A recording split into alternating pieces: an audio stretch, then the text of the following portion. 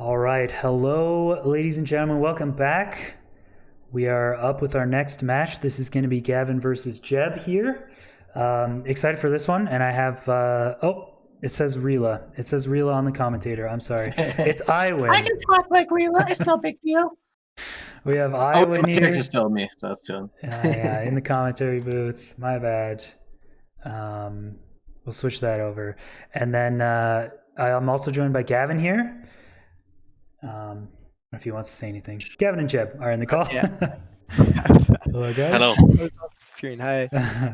Yeah. So with that, they've been told about the scouting and running part. So I'll just count you guys down now, and you can open the scout file. So you can go in 3, 2, 1, go.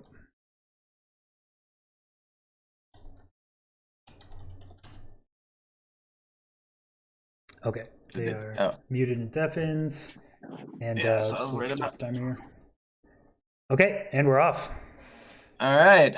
Once again, I don't know if anybody of you guys caught the commentary with T-Wag and myself last time, but I actually go through the seeds. I like to have the information ahead of time just so I know what I'm looking at. That way, if I look at a different screen and I wonder kind of like what's going on, at least I have a general idea of what they might have found or where they were going. So on this seed, it's another interesting case of there's a close buried treasure, which obviously we saw. I'm not sure who's on the right side. Who's on the right side? Jeb on the right side? Jeb. Yeah, I don't have the names. Yeah. So Jeb found it really quick, and then he also found. Oh, what's cool about this armor he's about to find is there's fire res boots, fire res helmet.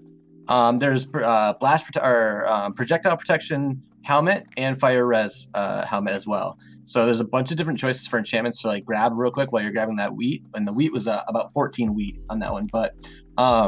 There is also the same conundrum that we had last time of the buried treasures being close right off spawn. So they found that one, but there's also another one that's fairly close as well. That probably won't be found with the locate command because of obviously the first one take priority in that because it's closer. So yeah, so I would expect the close buried treasure for both of them, probably the food wreck for the wheat as well.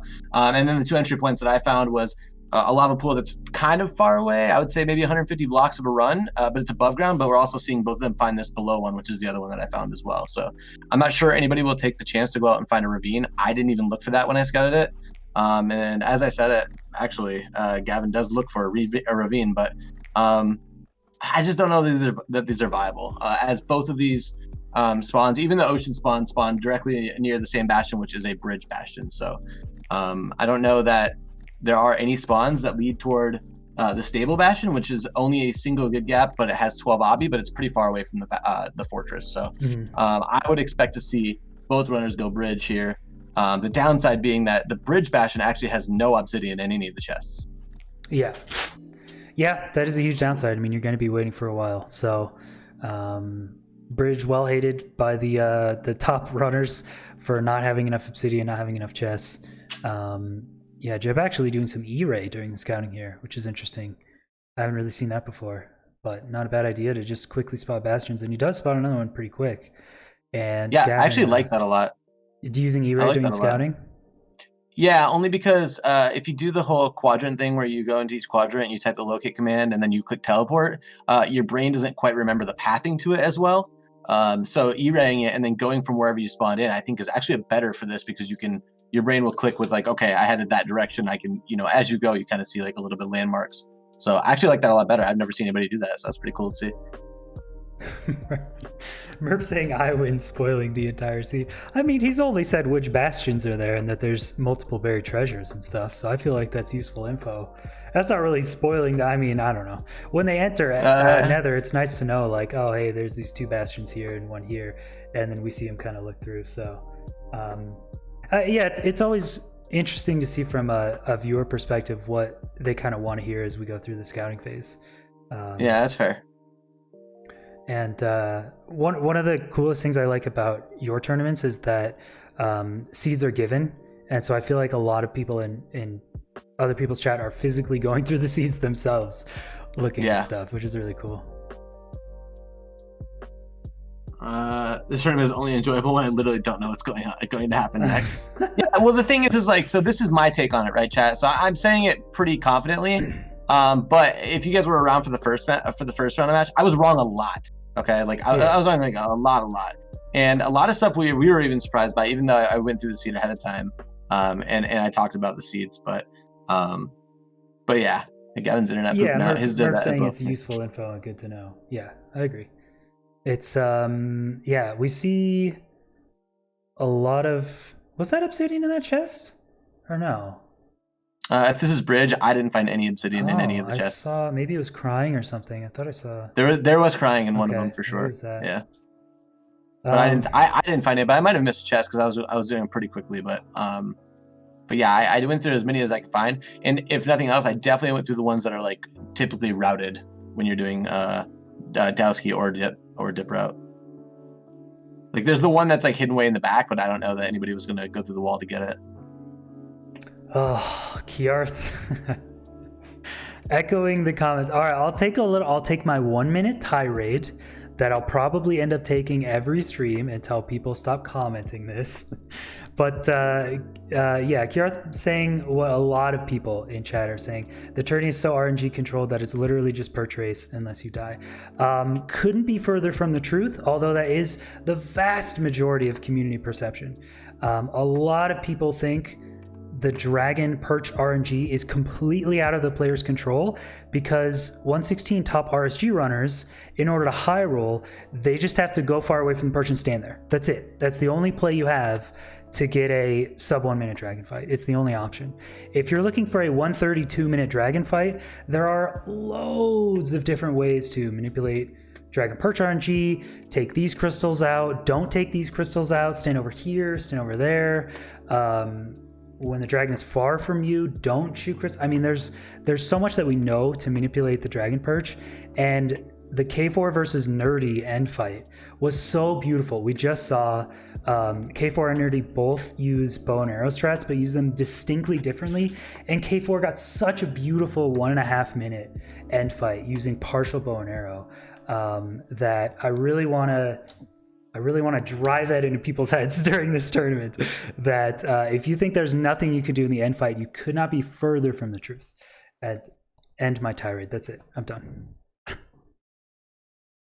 Yeah, and everyone knows where I stand on RNG. Like I'm highly against it, but I also see the merit in that, and that's why even though I chose to get rid of that RNG, I still implemented in my mod that you had to perform a strat, right? Because you don't want to take that away completely, because as you said, there's so much knowledge about like what you can do as far as strats go, and I've seen it throughout my tournaments prior to that. I had a few as well where Hamazon was the only one running in breaking crystals, and he had consistent purchase. And he did consistently well in my tournament. So so I agree with both sides of it. I see both sides of it. I stand on one side myself, but I see both sides. Yeah, that's fair. And I think I'm a lot older. I'm more of a veteran in the 116 speedrunning seed, seeing the meta develop and tech change from day one, and just seeing how like day one people come into 116 and it's just people really upset over how much RNG there is. Oh, I have to trade 5 gold ingots. I have to mine 5 gold in the nether. I have to trade 5 gold and just get lucky with pearl trades. There's nothing I can do. And then Bastions come out and just revolutionize the meta, replacing RNG for skill and knowledge. And then, here's something. You see what? Do you see what Gavin's doing? Sorry, I'm interested in this. Yeah, the piglin he's making it not a baby. I didn't know that was. I don't know if I know we had talked about doing the summon command and like, but he added a stipulation, not baby true or something.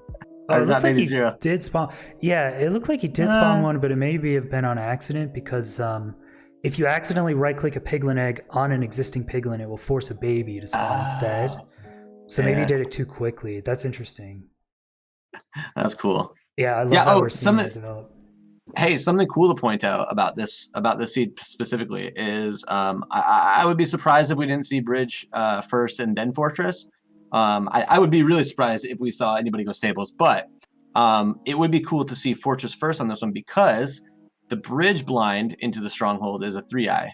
And the Fortress blind into the Stronghold is only a 1-eye. So there's like a risk factor here where you go Fortress first, which is obviously way more risky if you don't have the fire res to protect yourself, or at least a shield. But it might pay off if you go to Bastion and portal out and have to have less things to get into the end. So I would like to see one of them try to go Fortress first. That would be really cool. Mm-hmm. I do love seeing Fortress First seeds a lot more. We try to mix it up, and last the K4 versus Nerdy match, unfortunately, the first 2 seeds were a lot better to go Fortress First, so that's what they did. And one of them was much harder than the other. Yeah, I was in the audience for that one. That was that was a tough one. They both did the Blaze fight like totally fine. It were running away like full health. It was crazy. Yeah, I don't know. I know that there's damage increase on normal. I wonder if there's range increase. I think the range is probably the same. Yeah. But it seems like they just like aggroed out of nowhere from like a distance, which I mean, it doesn't happen that often. I don't think in runs, for me at least. Yeah, fireballs and fire ticks do the same damage, but melee damage changes, right? Yeah. So interesting. That's what I think. Yeah. It's just weird because whenever you take a Blaze fireball hit on normal, it seems like it does so much damage. Well, what about fire, right? You catch on fire, so maybe fire damage. No, fire's the same. I'm pretty sure. I don't know. Maybe I'm wrong on that, but I'm pretty sure fire damage is actually the same as well. Dang, interesting. Oh, this is why I got so confused last time I was casting with you. They just go straight out of scouting right into the run, huh? Yeah. Oh, yeah, that confused me. I was like sitting here talking to you, thinking the run hadn't started. Yeah, that's kind of how we set it up. Oh, why did my timer just stop? Okay, cool. Yeah, it's kind of how we set it up day 1, and so we're just kind of going with it. So the runners will be off by a little bit. So I think Jeb started a bit early. It's nice when they always keep their timers like right when they start, but a lot of runners are not doing their timers. So I don't know. Yeah.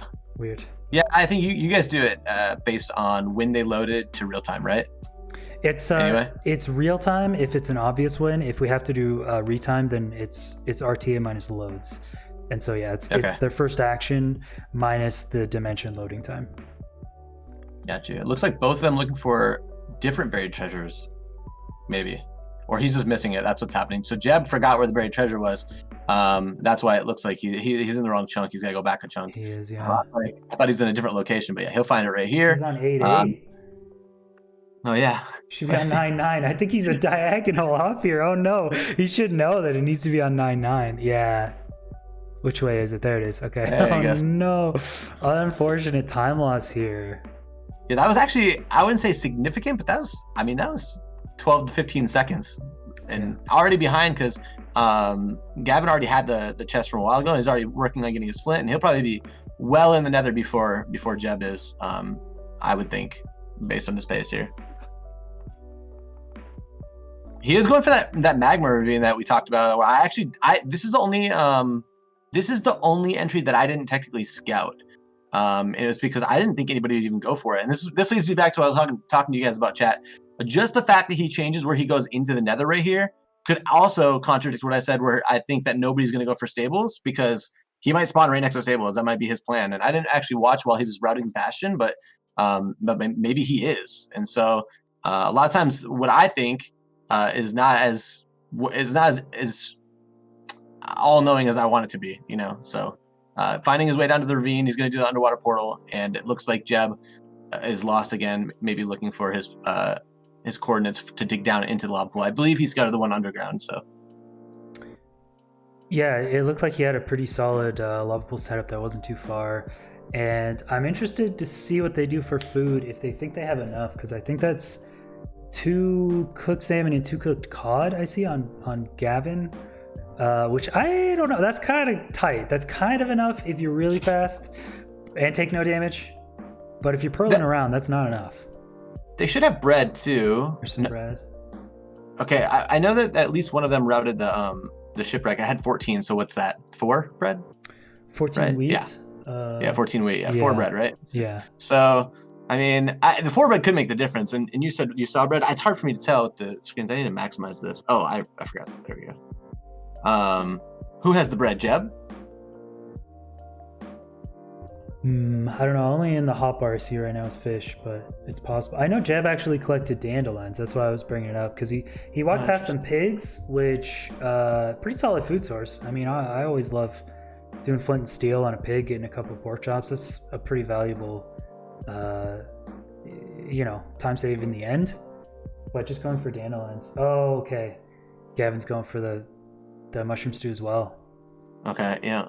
And actually, it looks like Gavin might be going Fortress first on this, which could pay off if he goes. And Chad said he's routing bridge, so I'm guessing he's going for the 3i stronghold. And it looks like Jeb is going opposite of that, and will probably end up at the 1i stronghold. So I'm not 100% sure. I didn't. Again, they do the blind so quickly when I'm talking that I don't ever pay attention to like how many eyes are in the portal, so I never know which ones they're going to. But yeah, he's doing this without a shield and without fire res. It's like the only way to do it to not get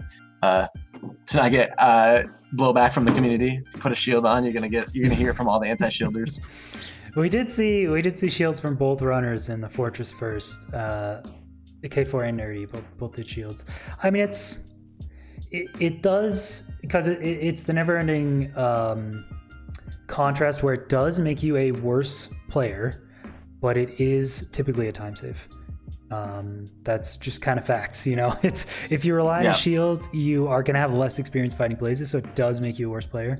But if you're already a good player, true. Like, and the thing is like it's a speed run, right? So time saves, right, chat? I mean, if you get 4 blazes and have a shield, you're going to be able to kill them all. If you don't have a shield, that's going to be really challenging. And the majority of the time, you will have at least 1 blaze left. And if another wave spawns, they could be alternating shots, and your blaze fight is botched. So it's Also, the random spawns across the map that shoot you in the back when you're not paying attention. Yeah, actually. But I was gonna ask you. I've had pretty much every match on while I'm at work, just kind of in the background. I obviously can't watch it when I'm supervising the children, but I've had it up on the wall a couple times. I've had it in the background, and I think I remember at least hearing you guys talk about, or maybe it was on Antoine. One of his runs where somebody figured out the trades and then went in and traded for a Pearl Fire Res before they went Fortress first, because they knew it was going to be like within the first 3 or 4. I'm actually really surprised we haven't seen more of that. Yeah, I think it was that's nice actually choice. Nice choice. Yeah. Oh, really? I'll have to go back and watch that. That sounds awesome. Yeah, I think it was the Monument Seed, and he did 3 rounds of trading as he was like putting the gold down, sorting his inventory and something. So he had 6 total trades, and on the 3rd one it was pearls and fire res, and it made the Fortress fight. Oh, hey, nice choices here. We were talking about the Monument Seed, where you traded some initial gold before going into the Fortress and got pearls fire res, which I think if you check for that and really pay attention to the first like 3 or 4 trades, that's a huge time save that I was not considering. It's very cool to see. Yeah. And how did that pay off? Do you know? Did he end up winning that? His Fortress was totally fine. I think that was a really strange one where it was 10 obsidian, but you had to wait to the end of the trades, and so there was maybe nether travel, and I think he lost that one. It was Gavin's about to die here. I don't think he lives from this. And ends up taking a death, dropping his stuff. I'm not sure what the idea was behind axe sword in that case. Do you know? In both hands, offhand. Did he have stone axe? It was stone axe, and it looked like iron sword. Must have got the iron sword from the buried treasure. I'll have to take a look at the VOD and see if that's a strategy. I haven't really seen that. Oh, he had fish in the offhand. Because is that fish? Yeah, that's what Alpha's saying. Is fish. Oh, I'm dumb then. Sorry, chat. So I'm actually looking at a rebroadcast from T-Wag off Jeb's stream, which keeps dropping down to like 260p. So it's doing the same thing on live stream. It's reflecting it, but yeah, Gavin did have a sword.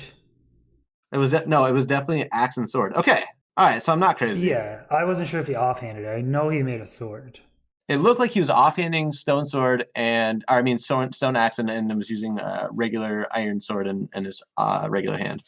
Yeah, I was thinking maybe if the blaze rod drops are really bad, then your stone axe might break, and you want at least like 16 durability left on your stone axe, so you can break your crafting table, get some extra wood. Kill mobs in general, and I think the iron sword was free from the buried treasure, probably.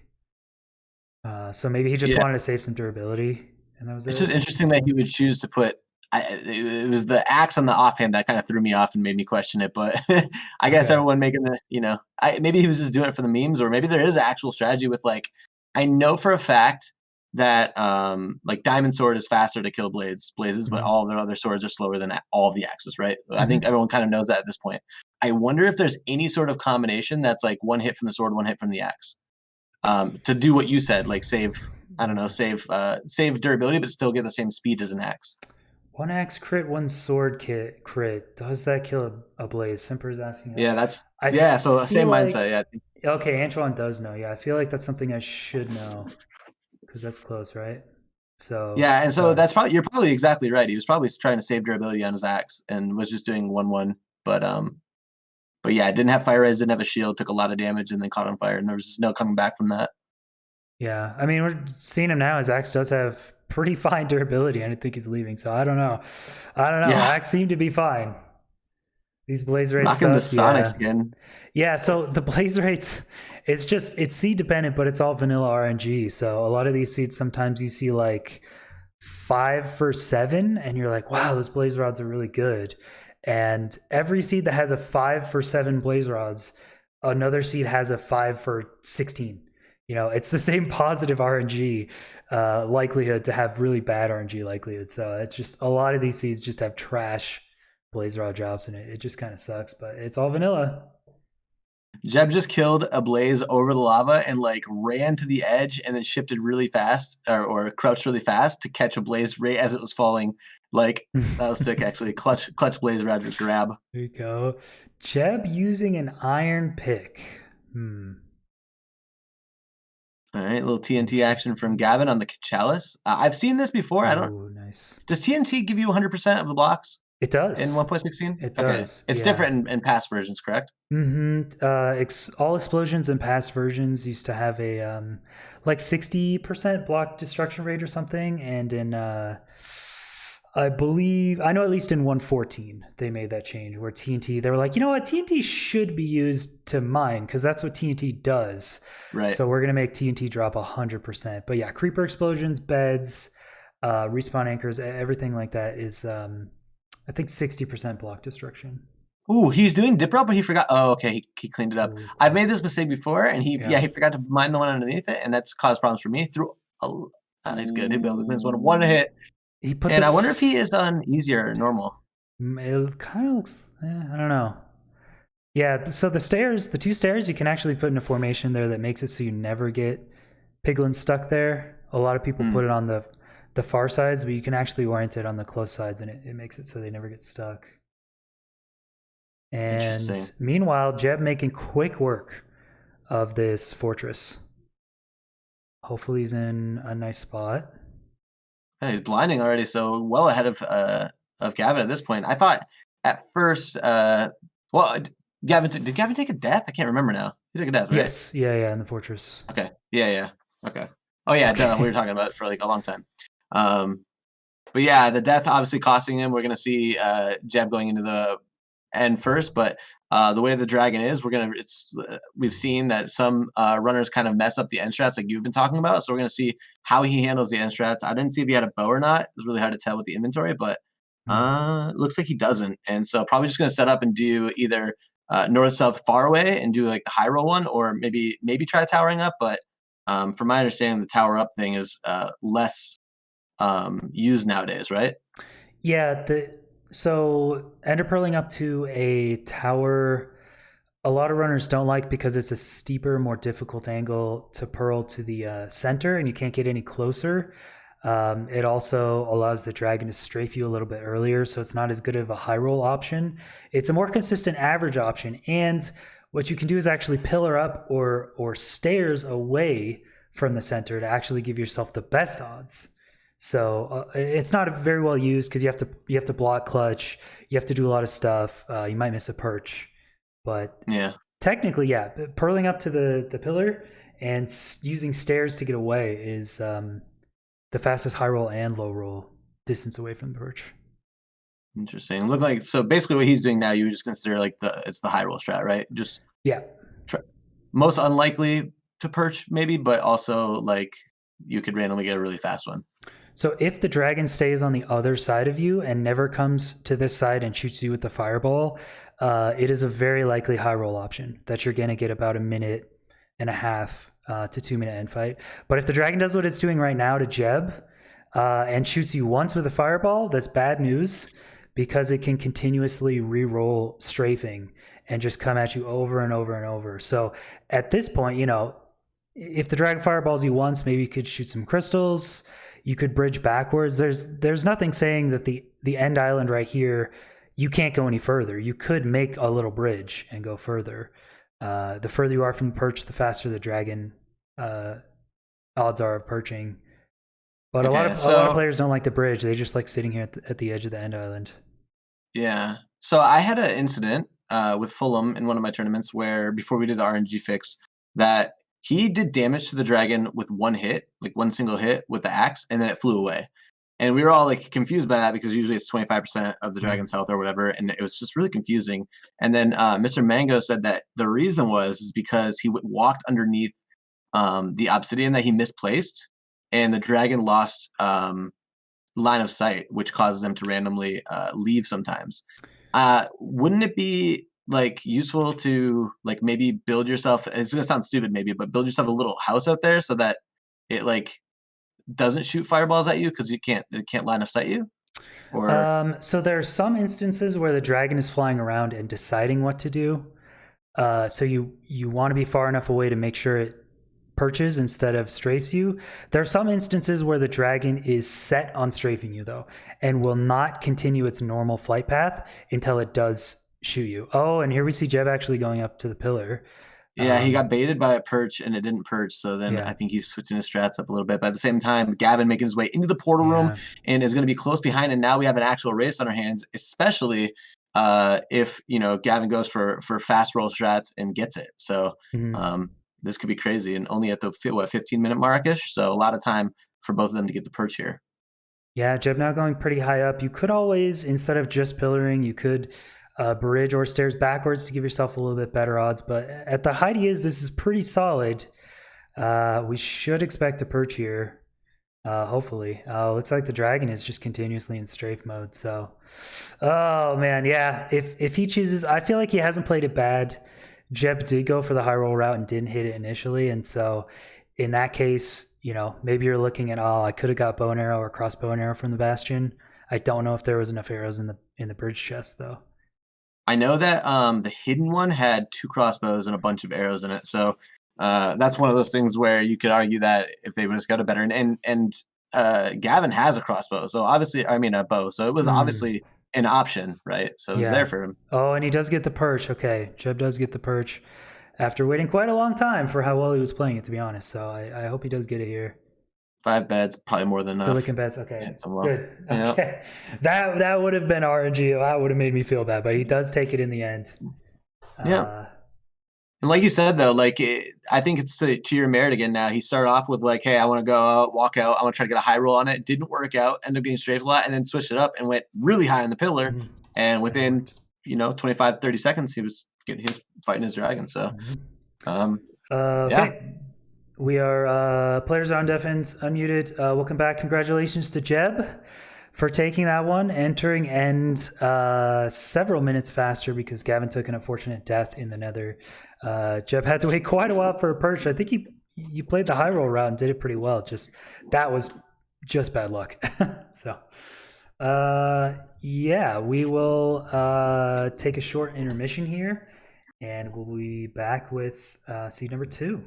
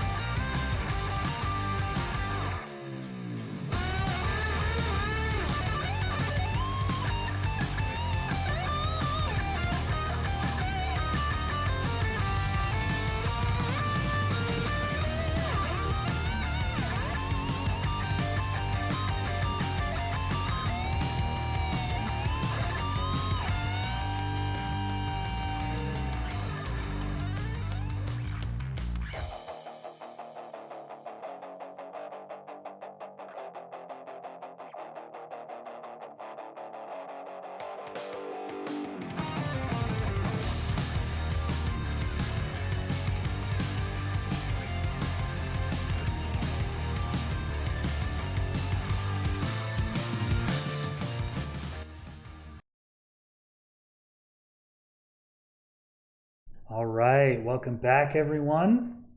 We are ready to get straight into it. C2 of Gavin versus Jeb. And I'll give you guys a countdown for the scouting file. You had no village last time, so this will be your village seed.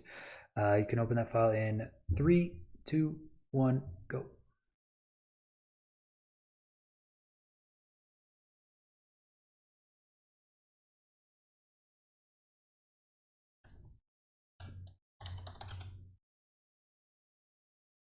All right, looks like they're deafened.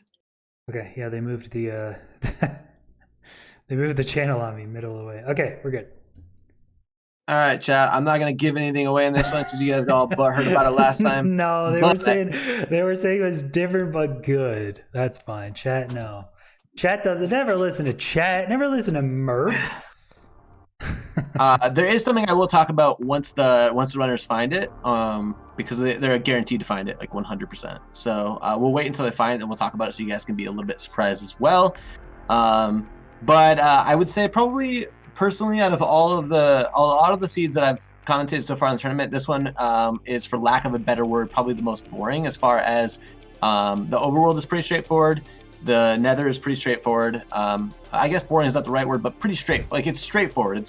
We should see a very similar, if not exactly the same route from both of these runners on this one, in my opinion. But I've put my foot in my mouth before, so we'll see. But I'm waiting for one of these guys to find what I'm talking about. And if you guys check out on the left side right here, didn't really show you guys, but that gold sword in there is a looting 1 sword. So, but I expect, if it's my prediction, I expect beds and wheat from the village over the looting sword, teleport in at the room portal, and then head straight into Bastion Fortress on this one. We never seed search for specific chest loot. I did spot that looting 1. There's a couple seeds we have that are looting 1 or looting 2. None of them are, insanely like right off spawn where you have to get them. So I think this one is a tad bit out of the way, but coming in with, I don't know if there was a light, maybe a fire charge or flint and steel. I think there's gold armor in there. If it's not too out of the way, looting 1 can give you, I don't know, maybe a 20-30 second time save on a blaze fight. It could be pretty good. Yeah, so the room portal itself didn't have obviously enough iron to go in. It's very, very rare that a room portal chest will have enough iron, but there is a buried treasure. I think I saw someone trying to do the locate buried treasure, but it's in the opposite direction of it. So what we could see is someone going for the golem to try to high roll on 5 iron, grab the other 2 from the room portal, and then go in. But it would be really surprising to me if they didn't go grab the extra stuff from the buried treasure, which the buried treasure has 13 iron, 3 gold, 2 diamonds, 7 fish, and an iron sword. So I think definitely worth doing that, running over there and then heading back to the looting sword. But when you have 10 minutes to scout, you don't get a chance to find all of that stuff. So we might not see that. Yeah, and 2 diamonds is an interesting predicament. We see a lot of runners just go with diamond shovel. I know K4 and a lot of people are big proponents of the diamond sword in a blaze fight because it allows you to play so much more aggressive because you can take out blazes so much faster. So diamond sword can be really useful. So I would actually love to see a diamond sword gold looting sword combo. That would be sick. I was about to say, with the looting sword you don't expect to see it, but I guess you could do like back and forth, right? Because you can do, I think you do 2 regular hits with diamond sword, or maybe a crit and a normal hit, and then you go to the gold sword. It's probably the fastest DPS option. How cool would it be to see them dual wielding swords? Dual wielding diamond and gold swords? That's actually sick. That is sick, dude. Chat, I don't know who's in here who does YouTube videos, but you need to get the seed afterwards and then dual wield swords for us and make a YouTube video, if nothing else. Diamond I'd be down to see that. Gold sword. That's legitimately sounds like a good strategy. Like, it's a fairly open, well, it looks like a basalt fortress. I'm just now I'm always on the lookout for 5 render distance fortresses because my mind has been totally changed. So this is actually a double spawner. They're literally right next to each other, like within two blocks of each other. They like crisscross. So double blaze spawn on this one, which is going to be really interesting, which is the main reason I don't think we're going to see fortress first on this, because if you 5 RD on this one without any sort of fire resistance, I think that you're in trouble. And if you go to double blaze spawners, I think you're also in trouble with one behind you and one in front of you. Like, it's really hard to defend against that, even with, without fire res. Even with a shield, you can't really do that because your back's exposed.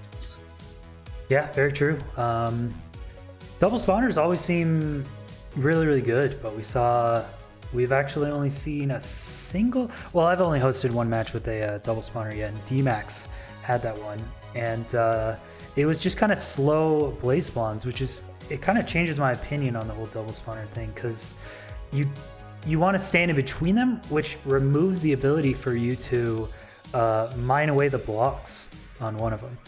And so D-Max actually ended up having like a 2.5 minute blaze fight on a double spawner.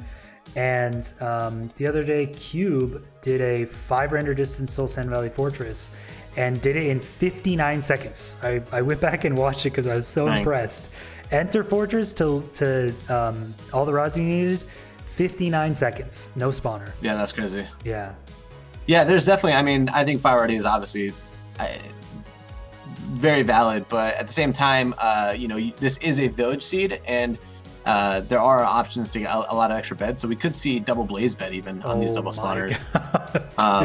Because you only need four or five beds to do the cycle, 4 with the axe, 5, to be confident. So, but both runners find their way to the fortress. The stronghold. And from my notes, chat, we've already seen which stronghold they're going to. So this isn't much of a giveaway. But I did check all of the inner circle strongholds.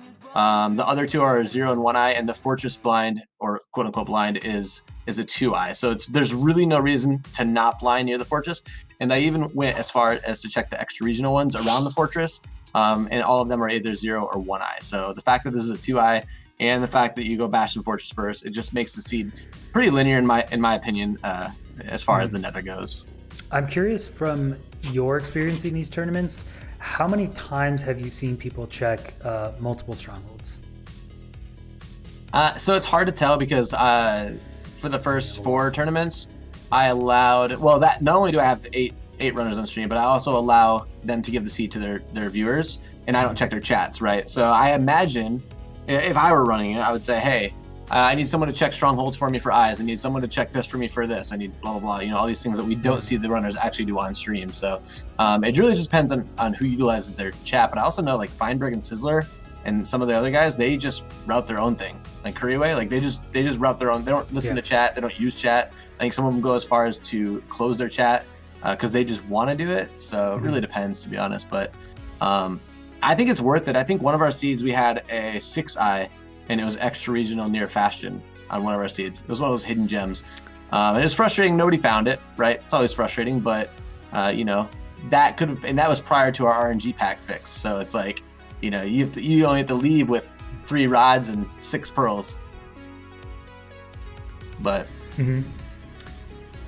yeah, I'm curious about how Gavin is doing the barter checking, because I think he set up a line of piglins with gold. And Jeff's doing it too.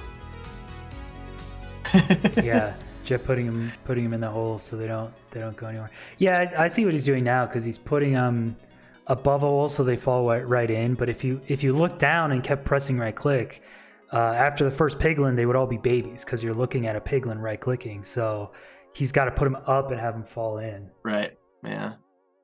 You know what? I've seen a lot of these guys checking these trades like this, and I actually think it's like not the optimal way. Especially if you're going to spawn them in. I would make 4 or 5 holes, and I'd only drop like 2 in each hole, left to right, and then you go back and you look. Okay, my first 2 trades are these 2. My next 2 trades, my first 4 are these 4 or whatever.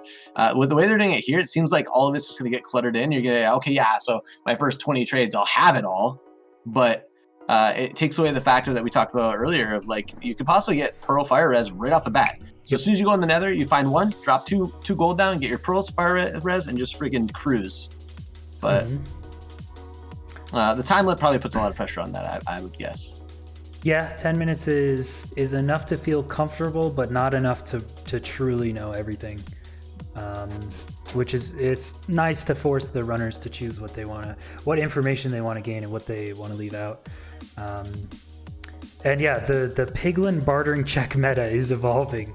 And Shell Guy, I haven't seen the Shell Guy runs yet. I'm gonna go back and rewatch them. But he was talking about summoning commands that helped speed things along. So I'm interested to see what he did if he used. Yeah, this. what would be your guys' rules on like, for example, you know that you spawn at close to 0-0, so you could almost set up like a command that you have already pre-made where you just copy and paste it, and it puts air blocks at 0 whatever, right? It makes all the holes for you, and then another command that basically fills them all with pigs, like ahead of time, and just have that copy paste, boom, now you have this whole line set up or whatever, however it may be. Yeah, nothing in the rules right now to restrict any of that. And I know people asking in chat, structure blocks, command blocks, pre-done stuff. I mean, it's all totally doable until we see something that becomes an issue. But if all the runners are okay with it and they're doing the same things, I love the creativity. I love seeing stuff like that. So I would love to see someone bring in structure blocks or command block. I guess I'm not that familiar with command blocks, but I think if you had pre-written command block code, could you just have it generate adult piglins with a set amount of gold or something? It might be possible. I'm sure, dude. With Minecraft, I wouldn't be surprised that anything's possible. Honestly. Yeah. I see some crazy stuff, but both runners in the run now, actually, and this is what confused me. I have a hard time sometimes when these go right into. I thought they were still routing until I realized, but both doing a similar path, as I said, straight to the village. They'll probably get their food, their beds here, and I don't know if we saw anybody find the buried treasure, or at least head toward it in the way that they would signal they're going for it. So we might actually see Gary fights here. Yeah, I think so. I think Gavin was the only one to do to check the rune portal with the looting, and I don't think I saw Jeb go that direction. So here's my opinion on this, and this is why I think that this is not good for them, especially like. Okay, so the buried treasure, when you do locate, was close, right? So it's close enough. The time spent traveling there, digging it up, and getting the 11 iron that's in it, I think is actually less than mining a tree, making stone weapons, going and fighting Gary and killing him and risking it on 5, however much he drops, and like all that. Like, I think the time spent doing all that is actually more than just running directly to it, even if it takes you. Oh, and Gavin falling off his tower takes a death to Gary, and unfortunate, but right next to the village should only be like a 30-second time loss. He'll be able to get all his stuff back, reorganize his inventory, and continue the fight. But you don't see that very often with these high level runners at all. Yeah, just crouching towards the edge to get a little bit extra. I think he might have thought he was timing the last hit and maybe just missed one hit on the damage. Yeah, there he goes. He knows it's on one 100%. Hit, so he just fell down. I've done that a couple times. He got a 4-drop. It looks like it looks like. Oh, sorry. Go ahead. No, I've done that a few times, and with the golem thing, a lot of the time when I'm running these seats, I really stress trying to find either a blast furnace or making my own iron at all. And if I ever decide that iron golem is the play, I'm always assuming 3 iron. And I always have a plan to get the other stuff. I'm, happily surprised when I get more, but in these runs, you just kind of got to assume that it's going to happen and you get 3 iron. So I don't know. I think it's pretty easy to plan for both. Maybe like, okay, so if I get 5 iron, this is my route. And if I don't, this is my backup 2 or whatever. But yeah, I agree. If you're going to go that route, you plan for 3. But the thing is like right now we're looking at Gavin. He got all the stuff back. He got a 4-drop, and I don't know that he has enough iron to get iron pick and flint and steel. Actually, he won't need flint and steel. I think there's actually a flint and steel in the ruin portal. So it looks like he might get. I don't remember how many nuggets are in the ruin portal, but he might be going in without an iron pick. I'm not 100% sure, but we've seen the opposite of that, where Jeb actually is smelting while overlapping while building his portal and stuff like that. So we'll know he'll go in for sure with an iron pick. I feel like Jeb was looking for gravel. Okay, he was looking around for like a whole minute in this ravine. I was like, if he's trying to find iron, there's got to be iron. But yeah, I think maybe just forgot gravel and had to search for some in the cave. Yeah, and as I was talking about that, yeah. So Gavin is going in literally without an iron pick. Obviously, that's not a big deal with the scouting route tournaments because you can scout the iron and the bastions pretty easily, and also your trade. So there is potential that the first 2 trades from the bartering system could even be iron. But but yeah, it's interesting that again, I hate to drill this. Chad, I'm sorry if I'm drilling this into the ground, but there was a buried treasure 100 blocks away that had 11 iron and 2 diamonds in it, and all of this time spent in the overworld could have basically been diverted by that one chest, just one command for a sus locate, right? So it's crazy to me that neither of them went for it. It's crazy, baffling, but yeah, I definitely that's something because you allow chunk base, which isn't necessarily even the runners need it, but their chat can use it in the iWin tourneys because I use chunk base. I have to use chunk base when I'm seed searching and seed selecting because it gives you so much information so quickly. So it's kind of cool not giving the runners full information and having them use their eyes to look around. Yeah. But yeah, buried treasure I feel like is something you should go to all the quadrants right at the start and just search for. Like it's so powerful. Yeah, and actually, so that's the thing though. This buried treasure is in the quadrant you spawn in. Okay. Actually I could be wrong. No, it's the room portal that's in the spawn. So that's the issue is that no one went to the right quadrant to do the command probably. Okay. And actually, to you guys' merit, I actually love that. The fact that they can't use chunk base, and I've had I'm in a weird spot with it because this whole time I've been doing tournaments, I've basically been like annoyed that the runners are not using chunk base. Like, because we go through seeds, like you said, the chunk base gives you so much information. So good, and I put an example, and I put an example on my Discord earlier where one of our seeds in the group stages had like literally a spider web of like 14 different options in the overworld. Yeah. Right? Like literally, like buried treasures all around the spawn, room portals all around the spawn, at equal distance all over the place. And everybody used the locate command and everybody went the same way. And I was so annoyed during group stages. I'm just like, Yep. Yeah, it's tough. At first, I didn't use it when I was seed selecting. Then I was like, maybe I'll try this tool out. And since that, I've gotten used to knowing which options to click really quickly, how to scroll and look around and see things faster. And now it's like such a valuable tool. I get way more info than I do just running around in the world. So, yeah. Yeah. Yeah, so I'm actually on both sides of it. I love that some of this. What I love about it is some of this stuff gets missed, which makes them do more interesting things sometimes, right? Because I think that if they knew about that buried treasure, especially in the seed, like that's the way to go. Period. Like that's it. You get the buried treasure because it has everything you need in it, or whatever. You know what I mean? Mm-hmm. Whereas, like, if you don't know that, obviously we saw two different options. One went in without an iron pick, and one mined and smelted it for it. So it could create more interesting quote unquote scripts, but also I think both can, right? But I do like both sides of it. It's very cool to see both. And Gavin getting his iron finally and mining the chalice a little bit, I think later, because Jeb's already making trades and stuff, so kind of ahead based on his decision to smelt. Yeah, Jeb actually went about a minute earlier into the bastion, but a lot of it's due to Gavin's route taking a different approach to get that looting sword.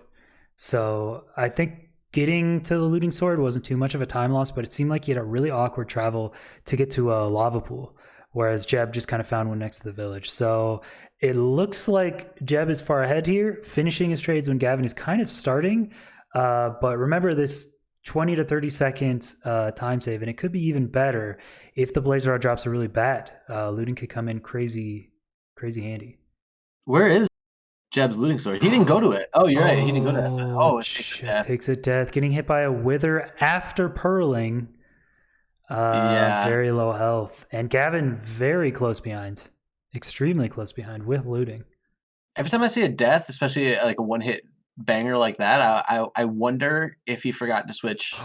Gavin's doing almost the same thing and not block clutching on the exact spot Jeb died. Their stuff is in the same spot at the same time. 8.5 minutes into the run at the bottom of a basalt fortress.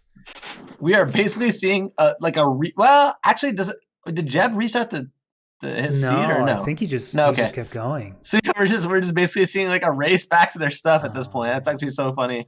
But he's doing a little bit more preparing than I would expect if he's going back for stuff. He's probably planning for maybe some of his stuff to be destroyed.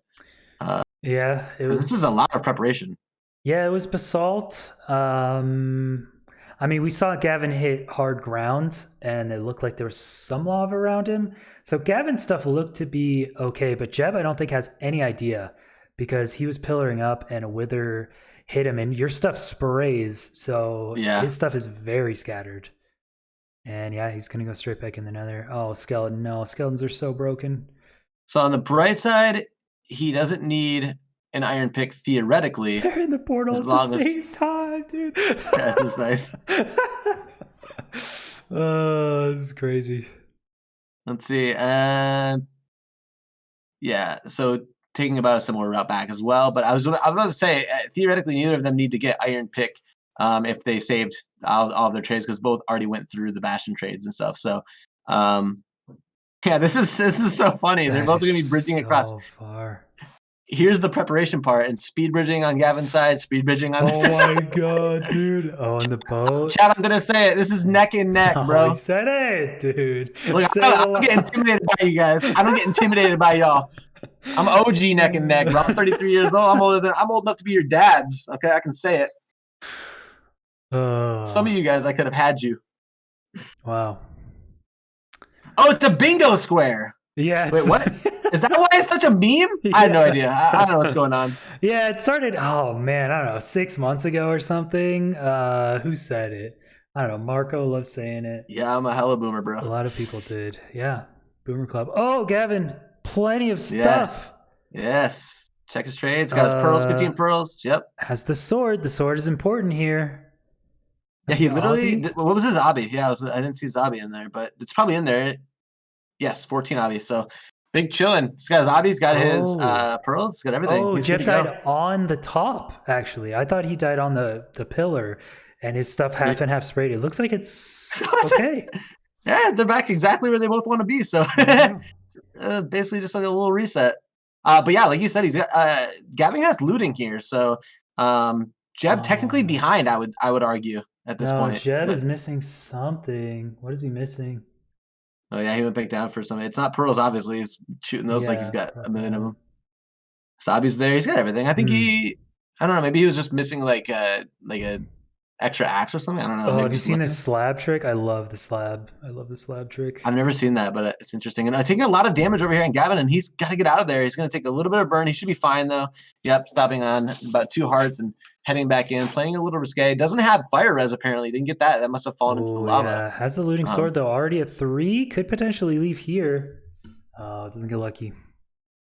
With looting, this is looting 1. I've only really seen looting 3 being used in FSG. What is the difference between looting 1 and looting 3?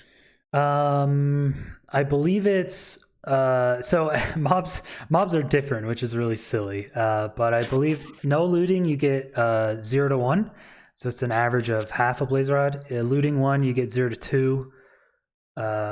Looting 2 you get 0 to 3, and looting 3 you get 0 to 4. Okay, so the average. but still the same goes- percentages, like 25% still, right? What do you Like mean? chance that it doesn't. There's 75% chance that because there's an increased rate drop as well on it, from what I understand. I don't actually know. No, I think it's is that right? So the blaze rods normally are just 50-50, Right. 0 or 1, and then I think it's 1/3, 1/3, 1/3 if it's either 0, 1, or 2 drop with looting 1, right? Oh, okay. I got you. So Uniform, it splits into each. I got you. Okay. Yeah. I thought it was like 50-50 chance that a blaze drops, and then I thought with a looting sword it was a 25% chance that it doesn't drop. But if it does, I then see. it could be anything. It's just a random amount. Oh, But, yeah. Gavin quick out with it, and that was looting sword all in all because he only had to get 5 rods because it's a 2-eye, and he got a double drop on his last kill. So, but Jeb right behind him, heading toward his set spot, or as you call it, what did you call it? Precision travel.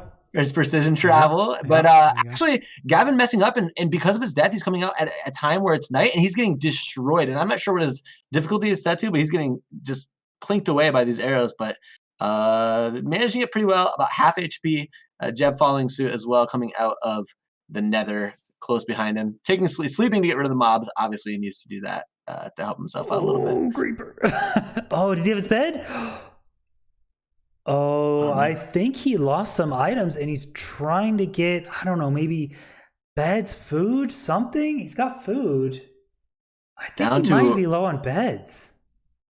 He's down to pretty low health to be running through mobs right now. A couple arrows or a Ooh. creeper shot. Oof. Tough. But yeah, Jeb digging down, so now kind of taking the lead in a sense. Not sure what he's like. I'm not sure what he's looking for either. Maybe so his cords were just in a spot where they were covered in mobs, so he had to go clear those out and then head Was back. it? But Oh no. both heading down to the portal room. And we're gonna see a perch off again. Yeah, Jeb coming in the end. Oh, don't throw Pearl down there. Okay, put a block. Jeb trying to make quick actions here, making some mistakes using a Pearl. He's got one more in his hotbar at least. And yeah, Gavin, I mean, both taking the death at the same time, but I wonder if there's missing materials that we didn't catch. One of them was missing worse materials than the other. Yeah, I'm not sure. Jeb deciding to go in without water, has a lava bucket. I don't know if that's too detrimental. It's not a big deal. You don't usually see a lot of MLG plays anymore in 1.16 because you don't get knocked up that much by the dragon. But the one pearl could be an issue if he gets baited or if he does have to, like, for whatever reason, clutch save with it if he gets popped by the dragon or something. So, but he's looking like definitely he's in the commanding position, I would say, for these. But as I say that, Gavin starts shooting arrows, and we've seen the arrow strats work, especially like on the way in, break a few, set it up, and go back out. We've seen the purchase happen pretty quickly off those. So the arrows could be the difference on this one, I think. We'll see. Yeah, it's been very close. Jeb looks to be pretty far back. This end island goes very far back, actually giving Dragon really good odds to perch. There's his pearl though, but if it's not, is that a perch? Yeah, it was. It is a perch. Yeah, he did read it. Yeah, very far end island, giving himself really good odds here. Entering first and man up taking it. Good looking 2 beds. He's got this with the the fourth. There's no way he can kill this with this amount of damage unless he doesn't. Respawn so he's just basically gonna have to just reset. Like, I don't even know. You just have to reset here. If you don't have a bow and arrow, you can't even kill the crystals. Like, you have to reset right now. But 16 minutes, there's no point actually. So I forgot about the time limit. Yeah, he's gonna forfeit the seed, which means we're just gonna be looking at Gavin now. Oh, that's so tragic. It felt like good height. The first 3 beds were stellar damage. Yeah, we can see a tie here. 3 minutes is a long time, but we've seen longer perches. So, and as we've seen, good runners mess up. And for some reason, Gavin still hasn't even made his bed. He hasn't made beds. Yeah, I think that's what he was doing in the overworld maybe. He's missing his bed. So I think he's going to try to kill the dragon normal like Amazon did in the other match. I think that's what's happening right now. I think he's just going for he's just going to kill the crystals and he's going to go axe damage. So with only 3 minutes, that means it needs to perch 4 times unless you get like good bow shots. Oh no, this is gonna be a tiebreaker, I think. Yeah, and the rules for the tiebreaker, we give both players the same world file where they just enter the end. They have very basic stuff in 5 beds. The rules should have been pretty simple in that if you have at least 4 beds / anchors and you can one cycle and you're waiting for the dragon perch in the end, you get a head start for however long you're in the end. But he missed crystals. Jim does a bone clutch, dude. What? He just takes the dragon head on with no chance of winning at bone clutches for the crowd. That's sick. Oh wow. This is gonna be a tiebreaker. Because look, he missed some crystals. That thing's healing. Like, there's no way. He didn't have the damage on this. So what we'll do is, even though both players have entered the end, we'll just let the time run out a bit to make sure that there's no way they're gonna finish it. But even though they're both in the end, they are not technically waiting for a dragon to perch in order to one cycle. Neither of them have the materials for one cycle, so this end fight could take them a lot longer. If Gavin somehow finishes before the 20-minute mark, he'll win, but he doesn't get a head start. Yeah, there's no chance. All the damage he did, basically, I think, it was healed at this point with other than like the bow shots. So yeah, this is just us basically waiting for a minute timer, I think, at this point, in my opinion. Probably, yeah. But give him a chance. I mean, if he heals up a bit more and he wants to throw up the forfeit or something, well, he's going for it. He's gonna pearl up and break. Let him play it out for a minute. I mean, it's their choice. So Play with the whistle. That bow clutch was sick though from Jeb. That is I missed not it, easy unfortunately. to do.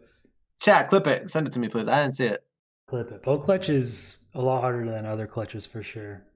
Is Gavin out of arrows? Yeah, he ran out of arrows, taking most of crystals down, but still had some. I think that was the last crystal right there, or yeah, I think it was. That was the last crystal. So Double not yeah, enough with the time, sword bro. and the axe here. The double axe, dude.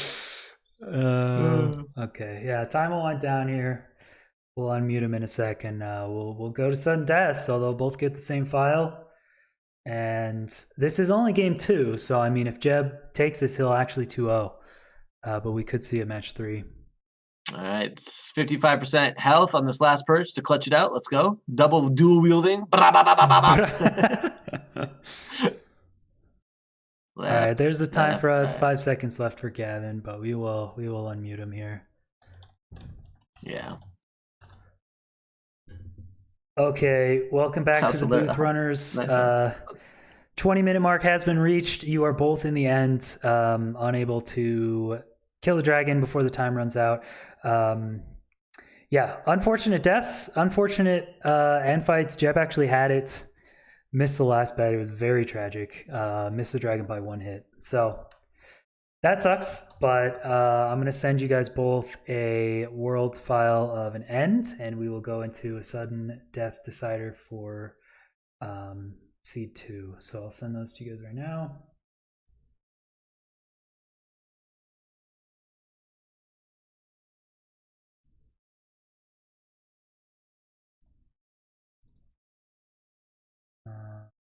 Okay.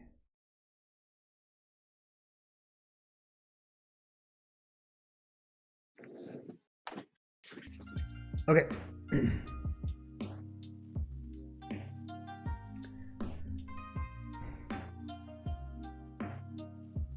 All right, so yeah, while you guys are downloading that one world file and getting those up and ready, whenever you do get them up and ready, you can just enter that world right away. You should be standing right before an end portal. You can sort out your inventory, double check that you're in survival and you have the right inventory, although we did that before. And just pause and we'll wait to start. There's going to be no head start, so I'm just going to go do a countdown. You'll both go in at the same time, and whoever kills dragon first wins. Good luck. Yeah, best of luck.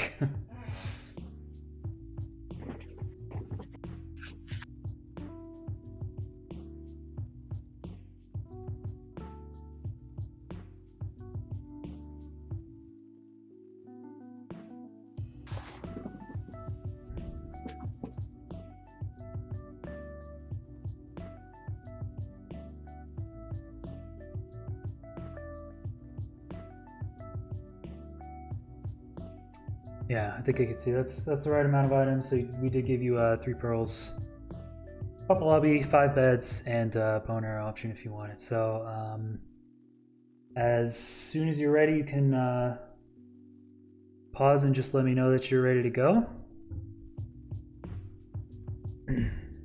I'm ready. Okay.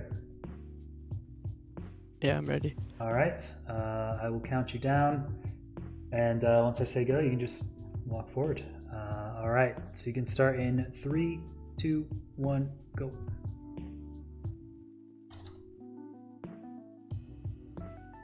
Okay, they're muted and deafened. All right. Interesting. Okay.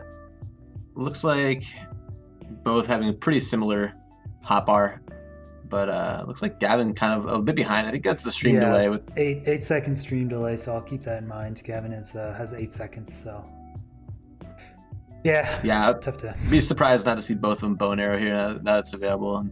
And we already saw Gavin do it earlier, so I would be surprised if he didn't do it. But purling up, Gavin purling straight up. I love this play. It's the riskiest by far. Also purling on the same side as the dragon. The dragon can always hit you off, but if the dragon is already here strafing you, it is very easy to hit these shots. If you want to use bow and arrow, you can just take down 4 crystals really quickly. It'll force the dragon. You see how the dragon's now turning to get to him, but that's okay because it's already on his side. and then once you get maybe half the crystals down or whatever you're comfortable with, you just wait. I really like this strategy. It's one of my favorites, to be honest. Yeah, it's really cool. Dealing a little bit of damage, little extra damage there, but it's going to be not to any avail because it's going to heal. But still pretty cool to see, like you said. Could he potentially? He can literally hit all these from here, correct? Yeah, the further ones are pretty tough. Okay. Pretty tough. Ooh, but Jeb getting a good perch. Did he just high roll running back? He did take down some crystals. I don't think he took down all, but some on the ground. Ooh, Easy 5 gets bed. the 5th bed. We'll wait another 8 seconds. Just make sure Gavin isn't seeing a perch here. Unfortunate. Yeah, Jeb definitely took down those crystals faster and was just in the waiting position faster than Gavin was. Yeah, and we're not going to see a perch from Gavin. So well played in fight from both of them. Oh, cool clutch. Yeah, and yeah. It's nice. We'll see a 3rd seed. Right? No, wrong. Jeb is taking a 2-0. Yeah. So Jeb, congratulations. Pretty good.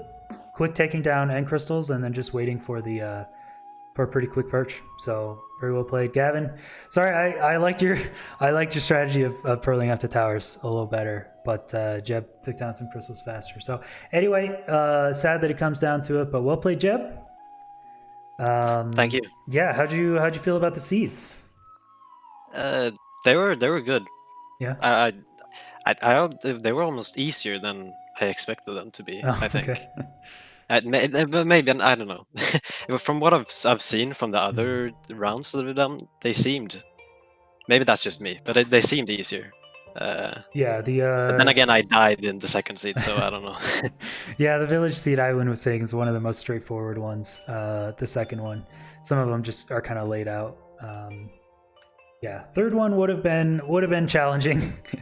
I'll tell you that, but we won't be seeing it today. So congrats. Thank you. And GG to Gavin. GG. Yeah. They're so bad. How'd you feel about the season, the gameplay, I guess, overall, Gavin? I don't like bridge. Yeah, they were both Oh, that's bridge, true. huh? Yeah. Yeah, I didn't think about that. Yeah. So That's, Jeb, interesting question. Did you not find the looting sword, or did you just opt out of it on purpose?